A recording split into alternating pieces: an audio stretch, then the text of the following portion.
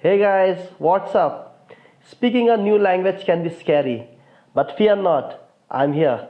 In this video, I'm gonna share some practical tips to help you overcome the fear of spoken English and gain confidence in expressing yourself. Friends, first things first, let's understand why the fear exists. Is it fear of judgment or making mistakes? Identifying the root cause is crucial for overcoming it. Now remember, making mistakes is a natural part of the learning process.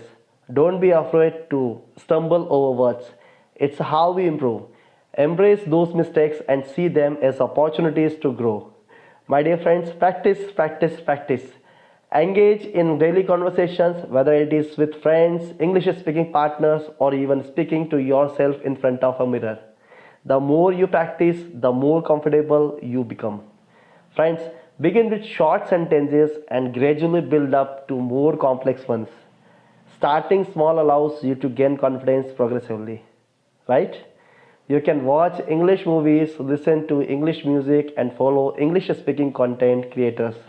This exposure will make you more familiar with comfortable with spoken English.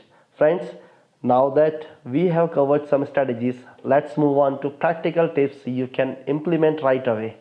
What is that? Record your voice while practicing. This not only helps you track your progress but also desensitizes you to the sound of your own voice speaking English. My dear friends, please find local or online language meetups where you can practice speaking English with others in a supportive environment. Connecting with fellow learners can be motivating and reassuring. Trust me. Now I want to hear from you. What challenge do you face when speaking English and what strategies and tips have you found helpful? Share your thoughts in the comments below. Buddies, if you found this video helpful, do not forget to give it a thumbs up, subscribe to English Mantras for more English learning tips and hit the notification bell so you never miss an update. Thank you very much.